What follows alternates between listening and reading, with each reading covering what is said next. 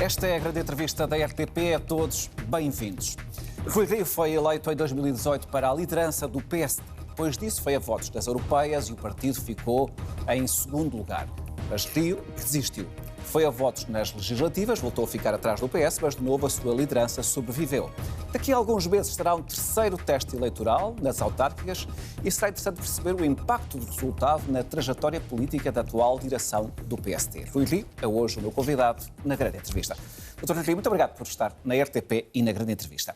Há um caso que está a dominar a atualidade em Portugal que tem a ver com a situação dos trabalhadores imigrantes em Odmira. Como é que o senhor reage quando vê o nome de Portugal associado à exploração de trabalho de imigrantes em situação de quase escravidão? Olá, boa noite. Reajo muito mal e acho que Portugal tem todas as razões para se envergonhar de semelhante situação. Não temos ali escravidão como era há 200 anos atrás, mas temos quase escravidão. E a minha pergunta é: o que é que fez o Ministério da Administração Interna, através, por exemplo, da GNR, que está lá no terreno, que vê aquilo, não são 10 pessoas, não são 20, são milhares de pessoas, do Paquistão, da Índia, do Bangladesh. O que é que fez a GNR? Para denunciar, para acabar com aquilo? Não fez nada. O Presidente da Câmara diz que fez algumas coisas. Escreveu um mail, escreveu uma carta. Eu já fui Presidente de Câmara, escrevi mails e cartas. Quando nada acontece, cavalgo, que aquilo é absolutamente impossível. O relatório anual de segurança interna, que eu até trouxe aqui, de 2018, já chamava a atenção para isso. E agora deixe-me dizer aquilo que eu acho... a ACT, que é a Autoridade para as Condições de Trabalho, que fez a ACT, que é uma instituição do Estado, o que é que fez? E depois há outra coisa que está, infelizmente, em cima da mesa, que é a questão da justiça. Eu vi notícias que dizem que a Polícia Judiciária está a investigar há mais de 2 anos. Eu pergunto, a investigar o quê? A investigar o quê? Quer dizer, a pessoa vai a Odmira e ao fim de pouco tempo olha e vê as pessoas ali. Tem as denúncias. Mas qual é a complexidade da investigação? Mas o quê? Aquilo não é o caso BES. Qual é a complexidade? 2 anos para investigar e as coisas a continuarem. É uma vergonha para Portugal, não ficam nada bem na fotografia os empresários que fazem uma coisa dessas. Não fazem todos, também tenho essa informação, ainda hoje lá esteve a direção do grupo parlamentar, há empresários decentes. Ficam mal os empresários que fazem aquilo, mas fica particularmente mal o poder público, seja através do Ministério da Administração Interna, seja através do Ministério do Trabalho, seja através do Ministério da Justiça. Agora vão todos para lá a correr, aquilo é uma vergonha. E eu acho, que a vergonha ainda é maior do que aquilo que tem vindo a público, porque a público vem apenas as condições em que os trabalhadores comem e dormem e vivem, mas por trás daquilo há zunzuns de negócios ainda piores do que aquilo. Acho que é uma vergonha. Perante isso, para além de dizer é uma vergonha, o que é que se deve fazer?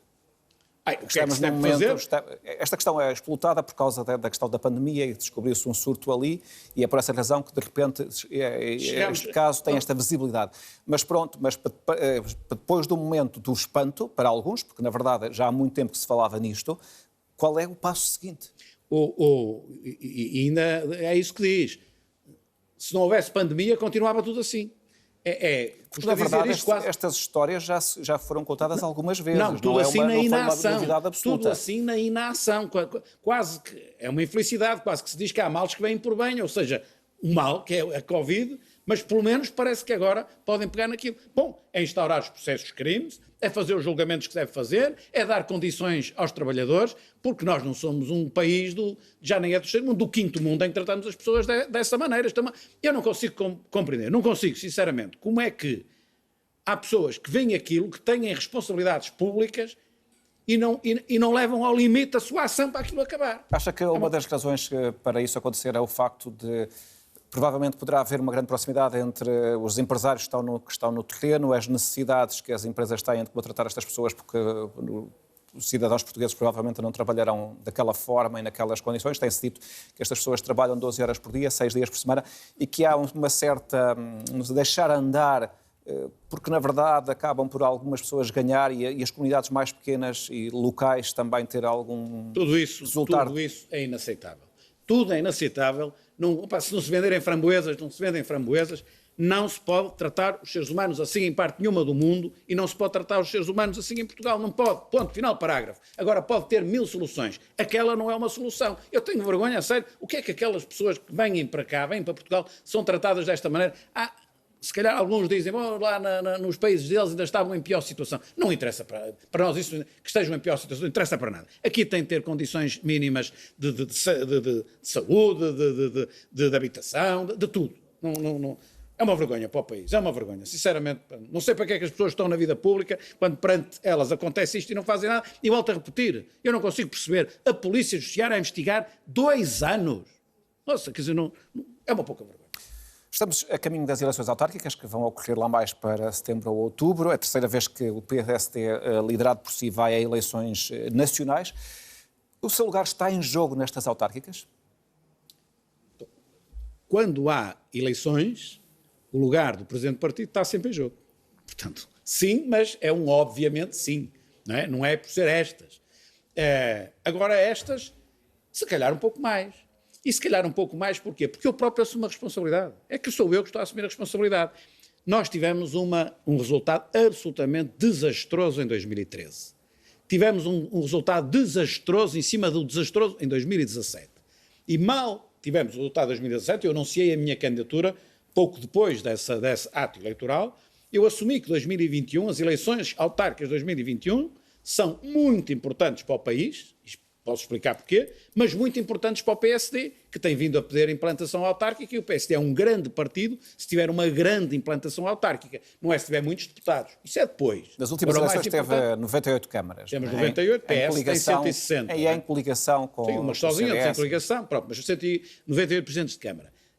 O PS tem 160, nós nunca tivemos 160, já tivemos muito mais do que o que temos, mas nunca chegamos a 160. Depois vamos muito à pancada, e é que não é só no Presidente de Câmara, nos vereadores eleitos. Nós no Porto temos um vereador, em 13, nós em Lisboa temos 2, nós em Gaia temos 2. Portanto, não é só eleger Presidentes de Câmara, é preciso eleger muitos mais representantes do PSD. E, portanto, assumo essa eleição como muito importante para o partido.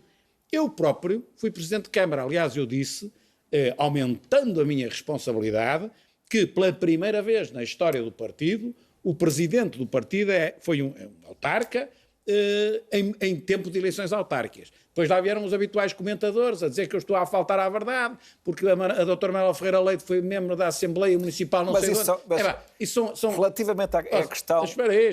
Sim. Eu lá vou. Ou seja... Eu só estou a aumentar a minha responsabilidade. Se querem dizer que já houve outros que não sei o que, até estão a diminuir. Eu estou a aumentar a minha responsabilidade porque estou a dizer isto desde o princípio e quero ser coerente. Portanto, estas eleições são muito relevantes para o PSD. E eu tenho a responsabilidade de saber fazer melhor, eventualmente, que os outros, porque tenho essa experiência que outros não tiveram no momento em que foram presidentes do partido e, ao mesmo tempo, houve eleições autárquicas. Essa obrigação que o senhor impõe ao partido e a si próprio de fazer melhor passa por ganhar mais câmaras ou passa por ganhar também determinadas câmaras? Porque, na verdade, nós temos 300 e tal eleições, mas nem todas as câmaras são iguais em termos de população, desde logo de população, não é?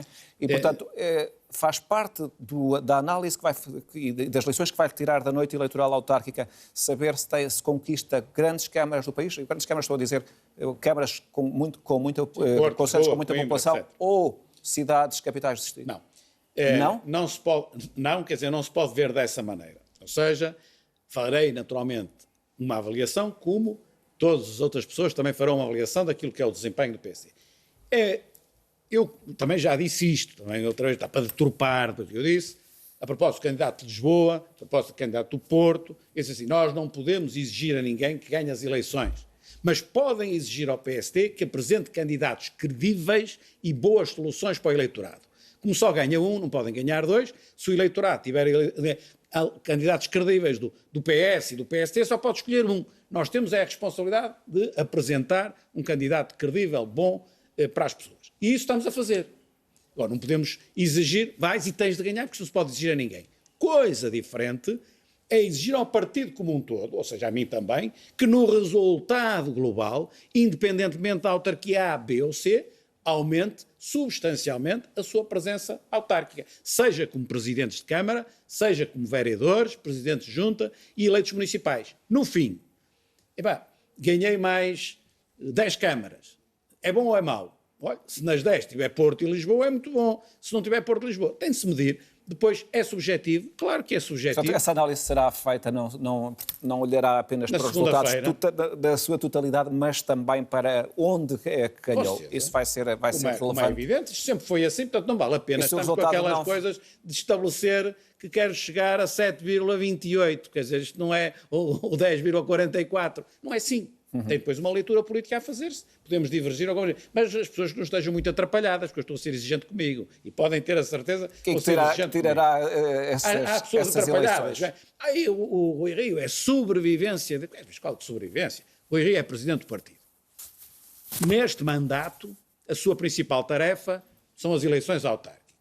Logo, o que é que me cumpre fazer? As eleições autárquicas, que é a minha principal tarefa, o melhor que sei. E posso. O que vem a seguir logo se vê. Eu sempre que passei por lugares políticos ou profissionais, a função é fazer o melhor que sei e posso daquilo que me compete fazer. Olhar para algumas das suas escolhas, porque têm gerado mais controvérsia. Sim. E começava pelo candidato à Câmara de Gaia, o António Oliveira, que surpreendeu a sua escolha pela seguinte razão. O Dr. Rui Rio é considerado, e reclama para si, ter sido um dos políticos em Portugal que mais defendeu o afastamento da política do futebol. Pois é este político que vai escolher um candidato que tem uma ligação muito próxima ao futebol. E a ligação não é ter sido jogador de futebol ou ter sido treinador de futebol. Não, é, neste momento, ser acionista de um clube de futebol.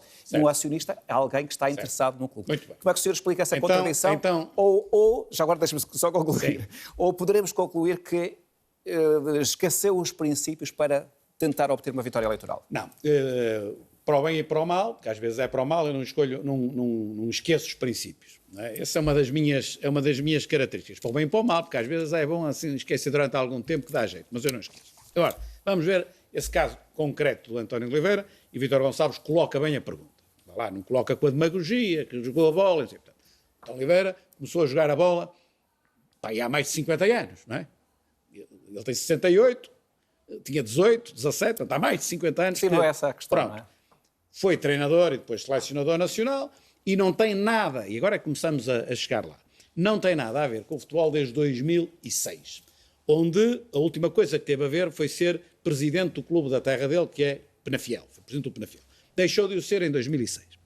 E agora eu chamo a atenção para este aspecto que para mim é muito relevante. Depois as pessoas fazem a leitura que quiserem e avaliam como querem. Para mim é muito importante.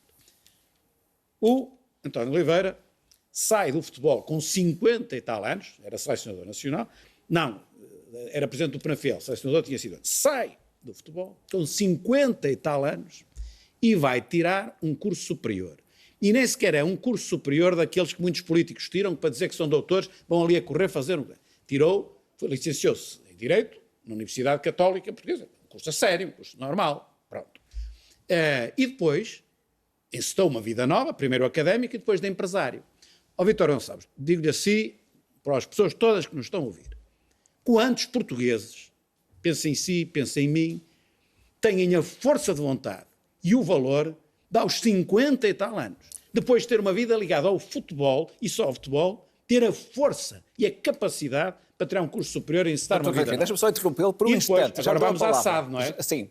Isso tudo que acabou de dizer é irrelevante para a pergunta que eu lhe fiz. Agora é SAD. Porque, na verdade, o que está em causa não são as qualidades pessoais do António Oliveira, o seu percurso, é a ligação que ele tem neste momento ao Futebol Clube do Porto. Eu vou responder. Portanto, este é, na balança, no débito e no crédito, aquilo que eu peso muito. Ou seja, a força de vontade, quer dizer, grande êxito na vida profissional quando futebol, êxito na vida académica com a idade que tinha, êxito na vida empresarial. E depois há aqui um pormenor.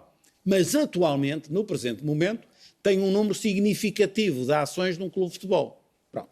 Aquilo que ele me diz é, essas ações estão repousadas e são tratadas da mesma forma como nós podemos ter ações, e ele também tem, olha, do Facebook, ou da Google, ou do BCP, ou do BPI, passa publicidade às empresas. Portanto, são ações que são um investimento financeiro que ele não utiliza para controle da empresa. Não vai sequer à Assembleia Geral.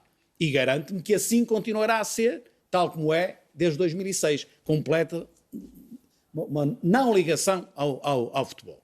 Portanto, eu acredito que aquelas ações que foram tratadas até à data desta maneira não servem para nada, a não ser como investimento financeiro, não para controle da empresa, que assim vai continuar a ser, acreditando naturalmente na palavra dele. Se me disser assim, e se ele mudar de ideias e daqui por um ano ou dois pega naquelas ações e começa a querer ser alguma coisa no Porto? Aí faltará a palavra que me deu, que eu não quero acreditar, porque todo o trajeto dele, da vida dele, é de ser um homem de palavra. E, portanto, entre o débito e o crédito, entre o valor que um ser humano tem, olha, eu acho que não tinha valor, não tinha força para fazer o que ele fez. Em nenhum momento o senhor ponderou que essa sua decisão, contraria de facto aquilo que tem sido a sua prática ao longo da sua vida política? Claro que ponderei, ou seja, não sou apanhado de surpresa, eu sei isto, e ponderei e pensei. E no equilíbrio dos fatores, o único perigo que aqui poderia estar era, efetivamente, se ele passasse a tratar a sua participação social na SAD de uma forma diferente do que fez desde sempre e de uma forma diferente daquilo que me está a dizer que continuará a fazer, que é não ligar nada. É diferente, por exemplo, do Presidente da Câmara do Porto, que não tem ações da SAD, mas é ele próprio presidente de um órgão do Futebol Clube do Porto e não esconde publicamente que gostaria de ser o próximo presidente do Futebol Clube do Porto. Aí sim, aí há o perigo de misturar aquilo que é a gestão autárquica com aquilo que são os objetivos no quadro do futebol de um autarca, neste caso alguém do Presidente da Câmara. que tem um conjunto de ações que, do caso de António Oliveira, não sei quantas são, mas julgo que são também relativamente significativas, não são duas ou três, é o segundo maior acionista privado do Porto. O maior é o próprio clube, não é? Sim, por isso é o segundo. Normalmente quem tem ações tem interesse, e portanto é difícil argumentar que é irrelevante ou que é indiferente a vida neste caso do clube, onde se tem uma participação tão forte, não é? Não são meia dúzia de ações irrelevantes. Atenção, tem de ver isto enquadrado nesta coisa. Ele tem essas ações, mas depois tem um leque de participações em Portugal e no estrangeiro reais que ele gera, unidades hoteleiras, fundamentalmente o setor do turismo, e aí sim, essas participações sociais são participações que ele gera e onde com elas quer fazer o lucro e o normal do investimento. Estas são como, não sei se o Vítor Gonçalves tem, eu tenho, ações depositadas no banco, não controlo empresa nenhuma, mas ações depositadas no banco, que eu gosto que em bolsa soa ou em bolsa, não gosto que deixe, mas gosto que soa, se amanhã precisar do dinheiro. Agora, o único então perigo que aqui haveria era se ele passasse a tratar essas ações no futuro de uma forma completamente diferente do que o fez desde sempre. Para lá, inclusive, da palavra que dá, ele nem às Assembleias Gerais vai. Quando muito manda alguém, está a ver?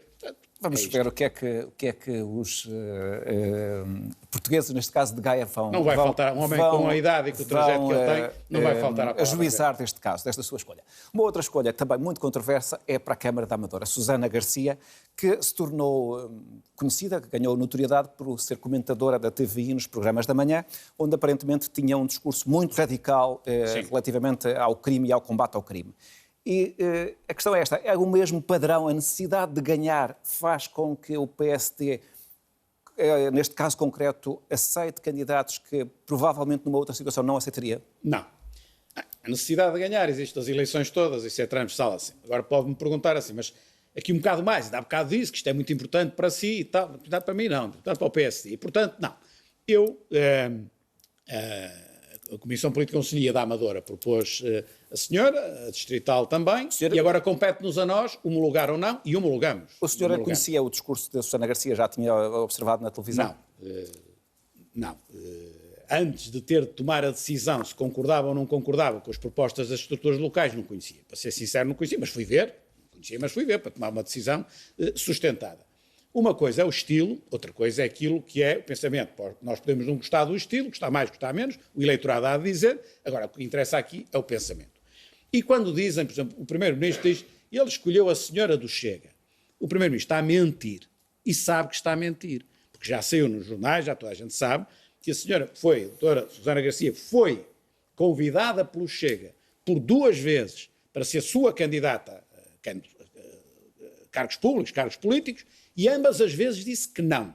E quando foi convidada pelo PSD, disse que sim. Ou seja, ela identifica-se Não, ela disse que não ao Chega, Sim, o que não se identifica com o Chega. Que o Primeiro-Ministro, quando terá disse essas palavras, provavelmente estaria a pensar no tom da candidata e não é só no tom, é no discurso da candidata, que é um discurso que poderá ter uma proximidade muito maior com o Chega do que provavelmente com o PSD. Não acho que tenha um discurso próximo do Chega, acho que entrou na moda dizer que a senhora tem um discurso próximo do Chega e, portanto, agora toda a gente tem um discurso próximo do Chega. Vai depois descodificar e verá que não é exatamente a mesma coisa, é diferente.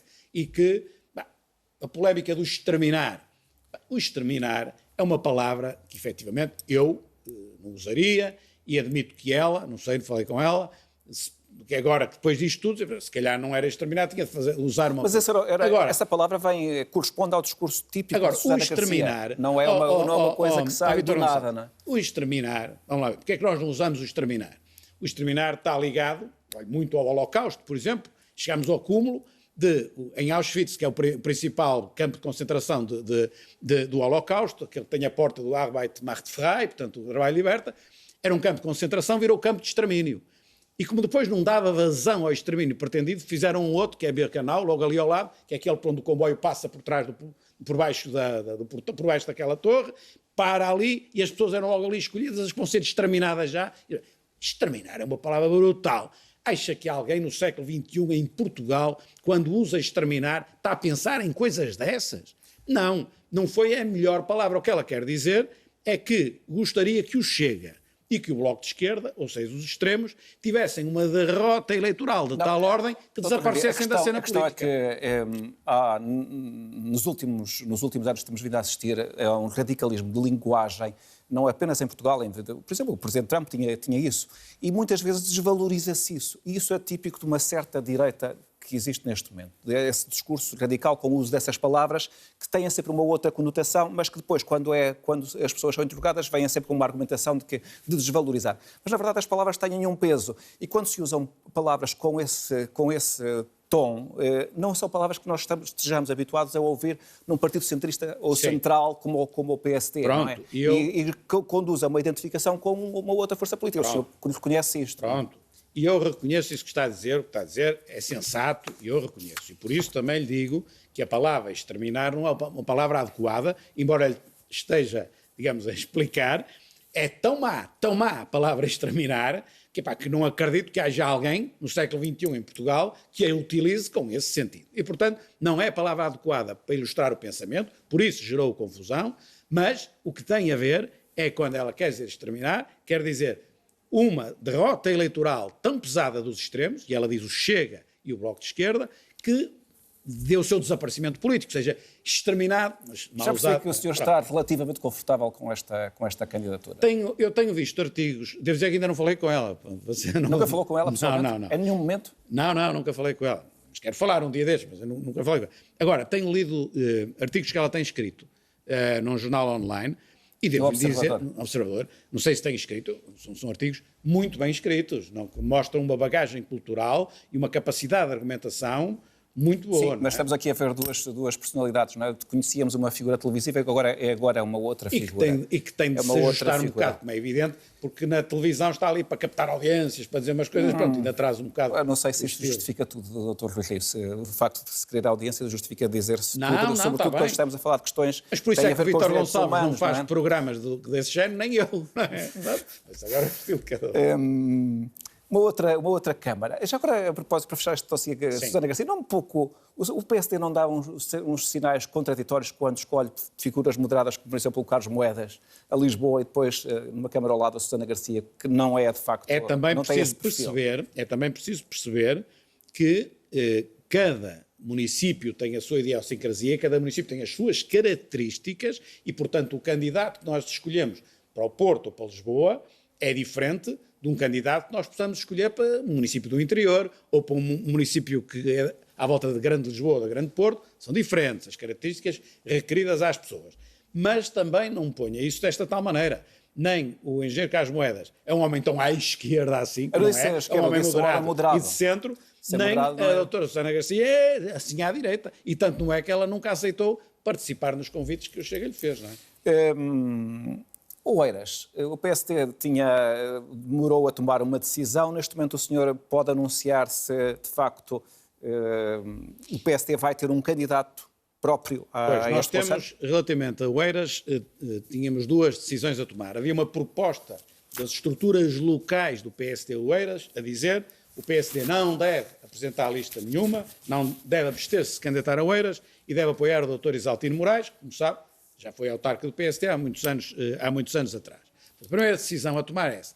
Resolvemos adiar a decisão e depois, não ainda em sede de Direção Nacional, mas da Comissão Permanente, já debatemos isso e decidimos que o PSD não pode deixar de apresentar um candidato naquele que é, em termos populacionais, o 10º concelho do país, dos maiores, e em termos económicos, seguramente acima de 10º. Não sei dizer qual, mas há de ser o 5º, o 6º, o concelho mais importante do ponto de vista económico. O PSD, pela primeira vez na vida, não apresentar uma lista, uma candidatura, uma Câmara desta importância, não pode ser numas eleições que estamos a dizer que são da máxima importância para o país. Então quem é que vai ser o candidato do PSD? Segunda questão é quem é o candidato do PSD.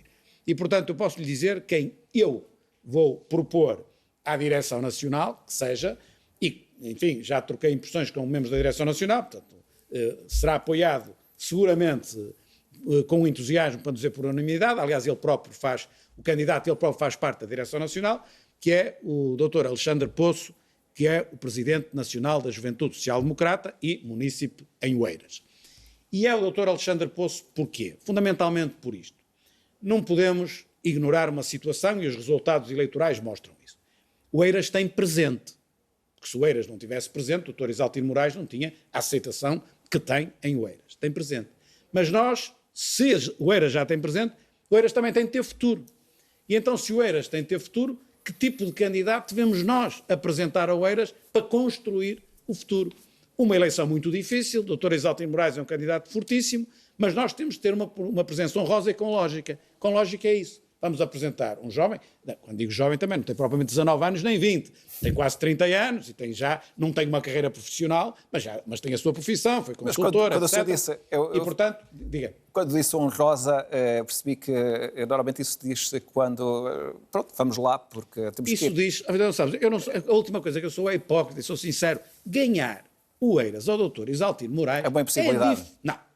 Não é uma possibilidade, quando se fosse impossível não valia a pena fazer eleições. Mas é muito difícil, só está aqui a ser um hipócrita, é muito difícil. Portanto, temos de apresentar um bom candidato para as pessoas escolherem, sabendo nós que as pessoas têm uma grande tendência a escolher o Dr. Isaltino Moraes.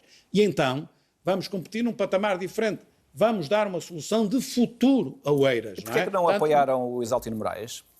Precisamente por a razão que eu lhe estou a dizer. Seria pela primeira vez na vida que num conselho dos mais importantes do país o PSD não apresentava uma lista, não ia a jogo, não se candidatava. E fez isso sempre. Até da última vez fez sempre. E, portanto, o PSD tomou a decisão política de apresentar uma candidatura em todas as câmaras importantes do país, inclusive a Oeiras. Temos agora a dificuldade de saber, mas então, um bom candidato neste enquadramento. E foi essa acho que opção, encontramos um bom candidato. O senhor ficou desiludido com o Paulo Rangel por não ter aceitado ser candidato ao Porto? Não fiquei desiludido. Portanto, as estruturas locais do PSD do Porto entendiam que, principalmente pelo nível de notoriedade pública, porque ali no Porto a dificuldade é esta. As pessoas acham que um candidato é bom ou mau em função de aparecer ou não na televisão.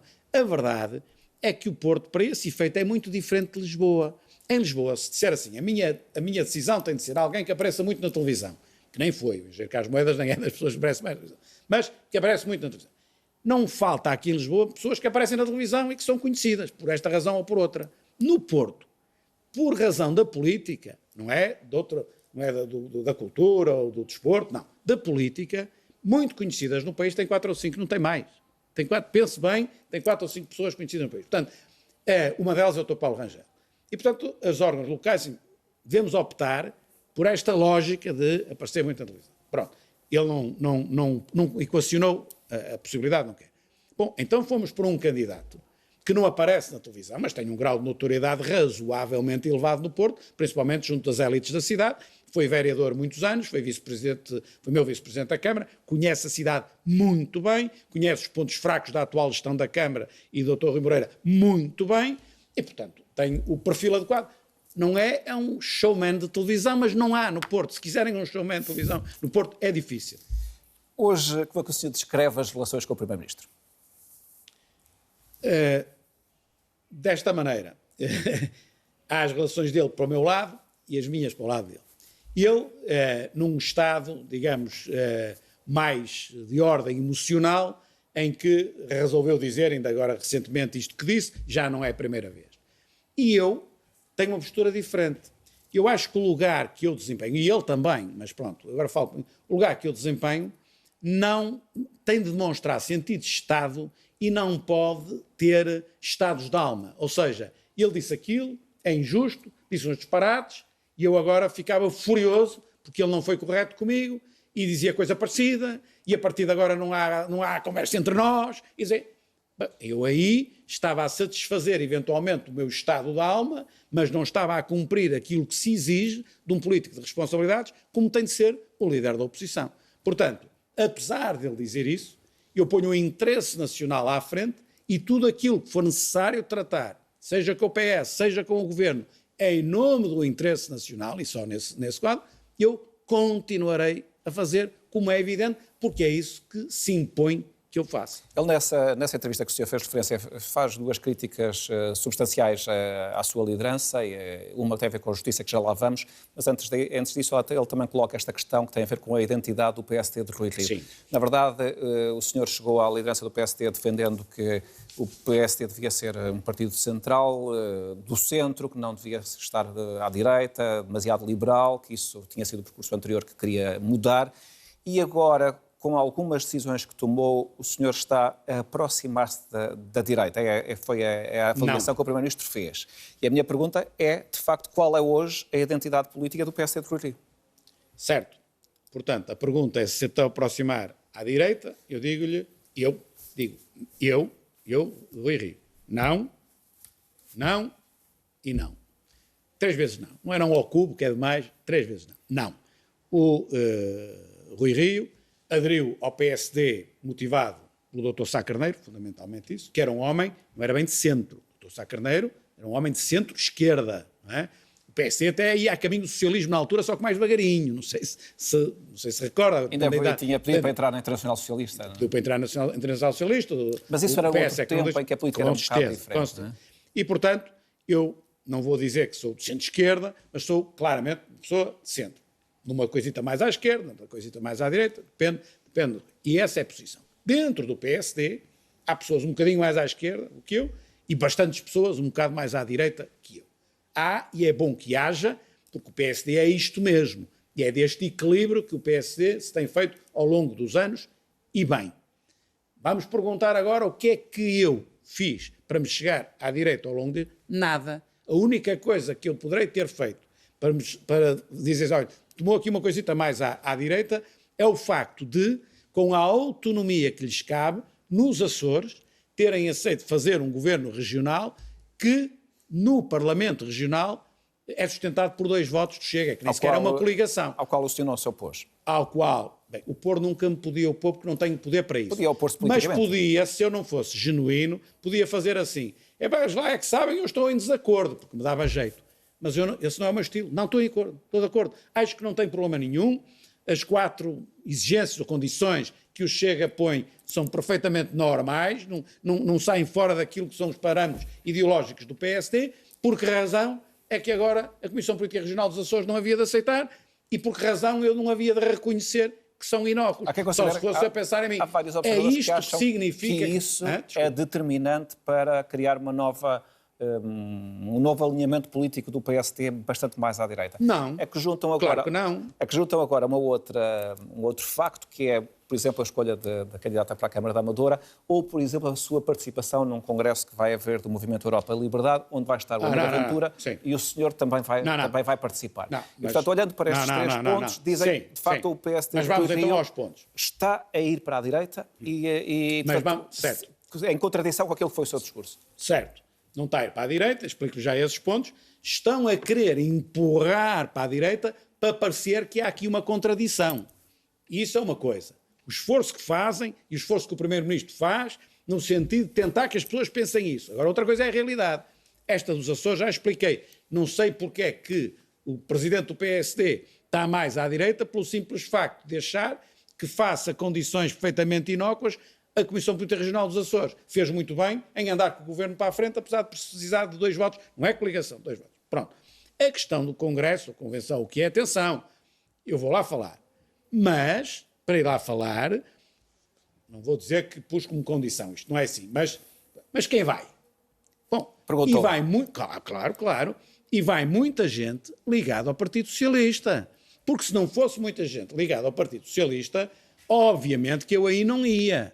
Agora, num congresso com essa amplitude, que é marcadamente mais à direita do que eu próprio, mas que tem lá a participação de pessoas que são mais à esquerda do que eu próprio, o Sérgio Sousa Pinto, o Luís Amado, o Oscar Gaspar, diversos, o Henrique Neto, bem, muitas dessas pessoas vão lá. Pessoas normalmente identificadas com a área política, com o Partido Socialista, mas com a direita do Partido Socialista. Está bem, com o Partido Socialista também social-democrata, tem a sua, mais social-democrata e não socialista. Com certeza, não vai lá o ministro Pedro Nuno Santos, isso não fazia sentido, até aí eu vou. Agora, se fosse uma coisa à direita, em que o que lá está mais à esquerda sou eu, isso eu não ia. Agora, como tem uma abertura muito maior, tem muito mais pessoas ligadas à direita, é verdade. Mas tem depois também presença de pessoas que estão à minha esquerda. Isso não significa que, do seu ponto de vista, que ao ir lá está, no fundo, a aceitar como natural que haja este debate entre as diferentes direitas, porque provavelmente só nessa condição é que o centro-direita poderá chegar ao poder? Não. Isso, olha, há de haver eleições, há de haver um resultado e logo se há de ver. Agora, aquilo que me levou a aceitar ir lá, há 1 ano ou 2, ou lá quando foi, não fui, a composição também era diferente, mas porquê é que eu não devo ir? Principalmente se forem pessoas marcadamente só à minha esquerda. Eu vou lá, como posso ir a muitas outras conferências, não vou lá por uma questão tática ou estratégica quanto ao futuro. Vou lá como posso ir, agora tenho ido menos por causa da pandemia, a muitas outras conferências. Esta não é temática, é de política mais geral, mas vou a muitas. Não. Vamos então agora passar para a Justiça, que tem estado muito, de facto, na atualidade. O caso Marquês colocou na agenda política este tema. A corrupção, do seu ponto de vista, tem uma dimensão muito forte em Portugal ou não? Qual é a sua visão?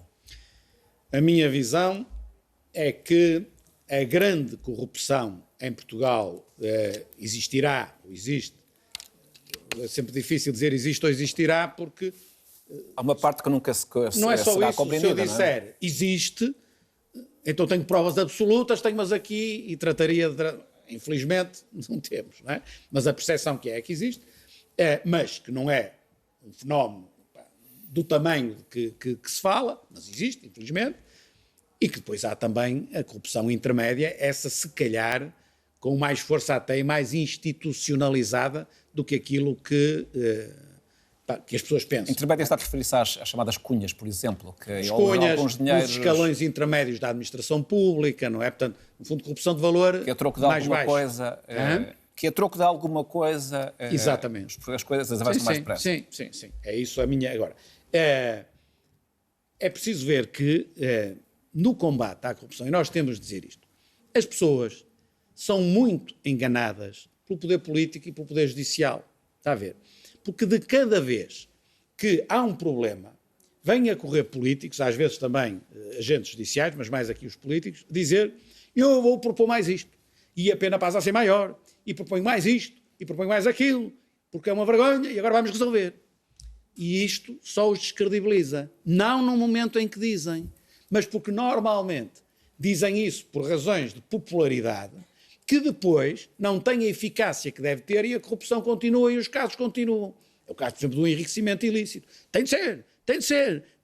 E tal. E agora é que vai, Agora é que vai, e se for, o enriquecimento ilícito tal e qual como... Passará a ser enriquecimento injustificado.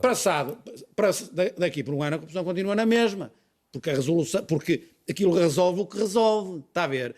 Repare, mesmo esta proposta dos juízes. A proposta dos juízes não é que seja má, mas não é o enriquecimento ilícito, tal como normalmente se desenha, porque esse já foi 2 vezes ao Tribunal Constitucional e por 2 vezes reprovou. Ou seja, põe em causa o princípio da diversão do ónus da prova. Ou seja, é a mesma coisa que dizer, olha, tu mataste fulano. E agora ele é que tem de provar que não foi ele que matou e não sou eu que acuso que tenho de fazer a prova. Portanto, isso é a inversão do ónus da prova.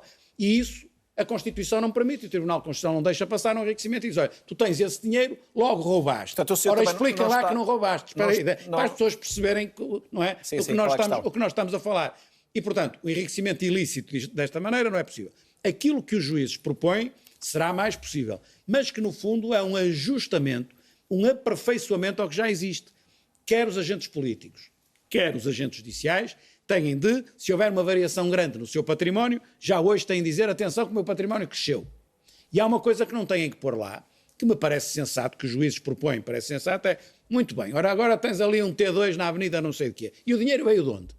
E o tipo explica, olha, tinha o dinheiro no banco, olha, pediu um empréstimo, olha, foi herdado, explica a proveniência. Pronto, e isso pode-se fazer. Mesmo isso pode ter contornos de inconstitucionalidade. Veremos, eu não sou constitucionalista, mas acho que sim, eu voto a favor e acho que sim. Agora deixe-me ver uma coisa.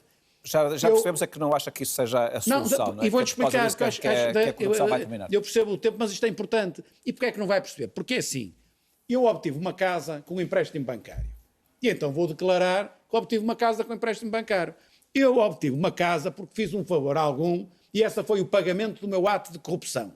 Acha que eu vou pôr a casa em meu nome? Ponho a casa em nome de um amigo. Existe um enriquecimento ilícito, vem ter comigo e diz, esta casa é sua. Minha, é do meu amigo, não é minha. E não enriqueci, é do amigo, vai tratar com ele.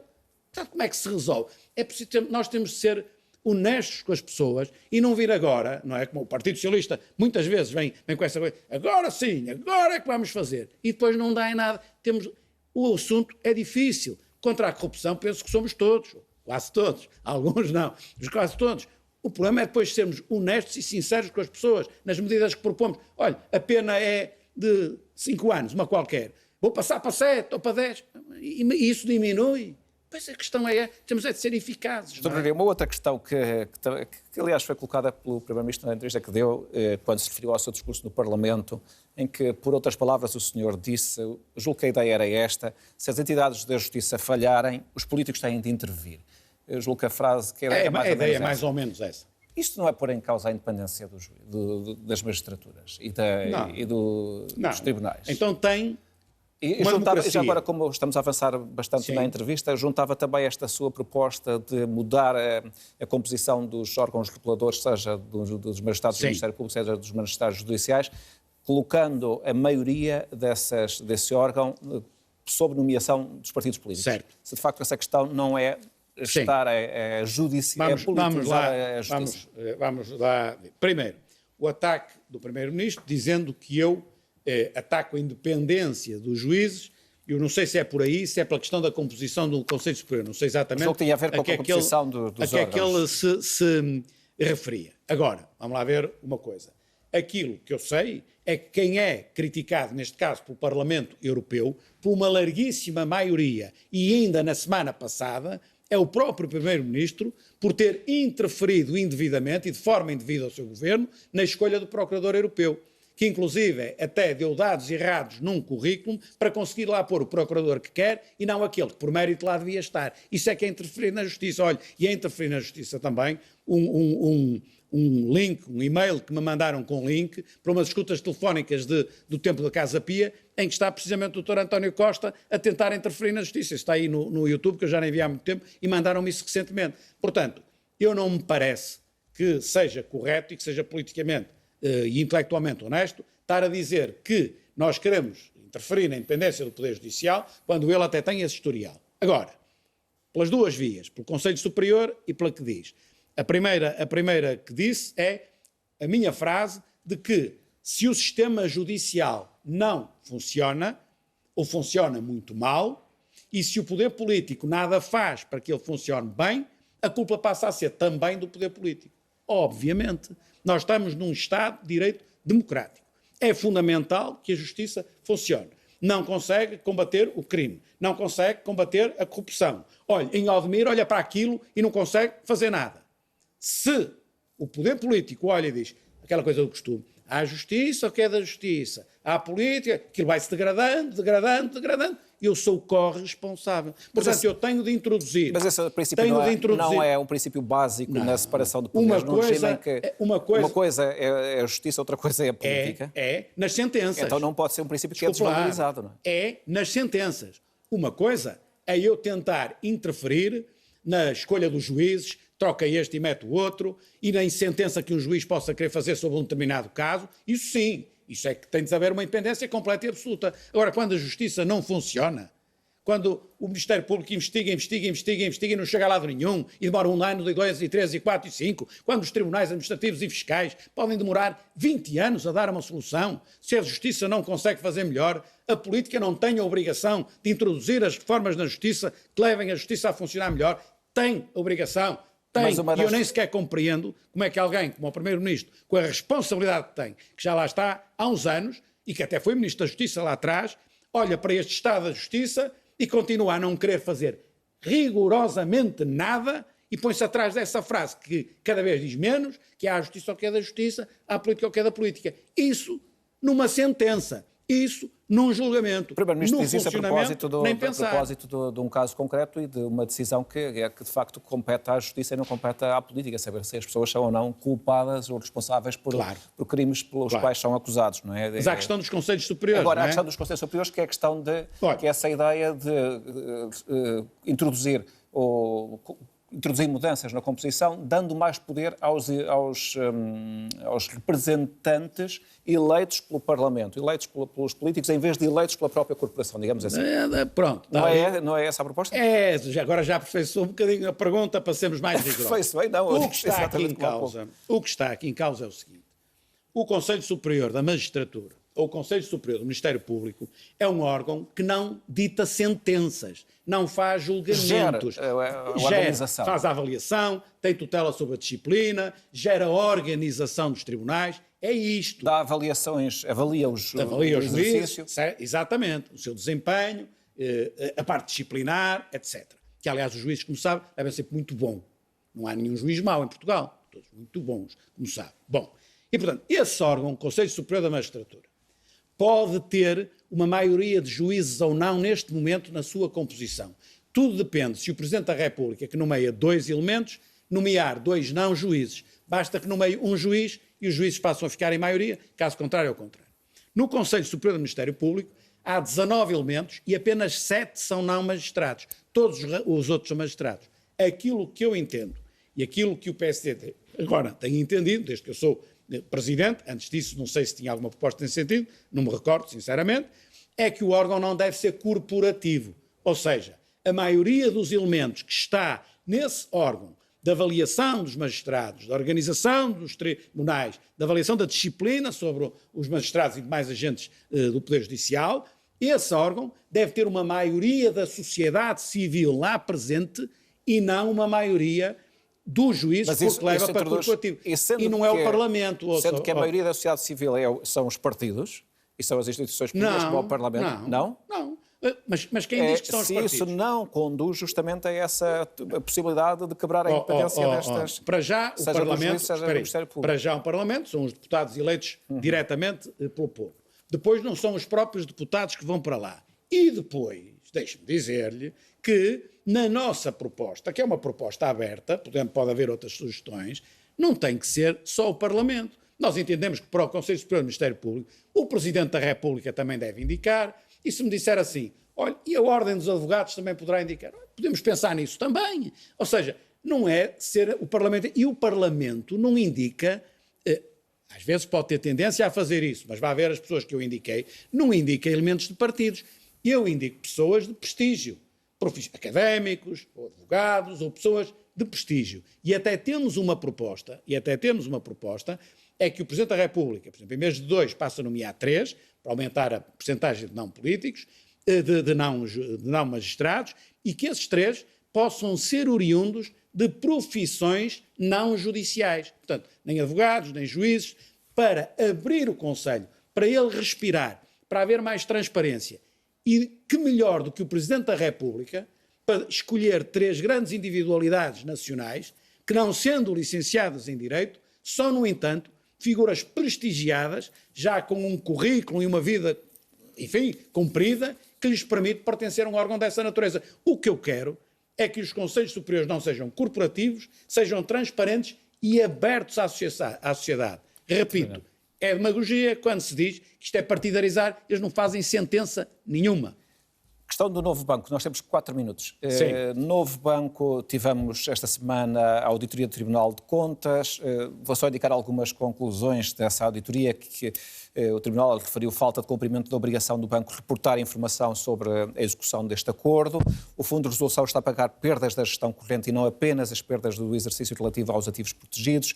Risco de complacência do Fundo de Resolução no acompanhamento que faz do novo banco. Perante isto, acha que o Governo deve ainda manter a possibilidade de fazer novos financiamentos para o novo banco, tal como está previsto no acordo? A auditoria do Tribunal de Contas não fez ainda tudo aquilo que a Assembleia pediu, porque aquilo que a Assembleia pediu de mais relevante é ir avaliar os negócios um a um, a saber se os preços foram corretos ou incorretos, que é em função disso que nós todos pagamos. Agora, aquilo que diz, que era o que eu já suspeitava, é que o Estado pagou ao novo banco sem verificar a fatura. E o Primeiro-Ministro e o Governo diziam assim, temos um contrato, temos de cumprir o contrato. E eu dizia, tem de cumprir o contrato, tem de pagar se dever, se não dever não tem que pagar o contrato. Portanto, esse contrato, que diga-se passagem é secreto, os contribuintes, que são quem pagam isto tudo, não podem ver esse contrato, começa logo por aqui a coisa, esse contrato nós temos de pagar se for devido. E aquilo que o Governo fez é, pura e simplesmente, não foi verificar a fatura. Quanto é? O novo banco dizia quanto era e eles pagavam. Foi isso que eu muitas vezes apontei e é isso que o Tribunal de Contas agora vem dizer que está errado. Tem de se verificar a fatura e é evidente. Mas há um pedido para o próximo ano. Uma coisa. Eu aliás, acho que uma parte já foi contemplada, prevista no Orçamento do Estado. Sim, deixe-me só dizer uma coisa que eu acho que é quase que faço aqui função de jornalista, mas deixe-me só para explicar uma coisa. O novo banco recebeu 4,9 mil milhões de euros até à sua venda.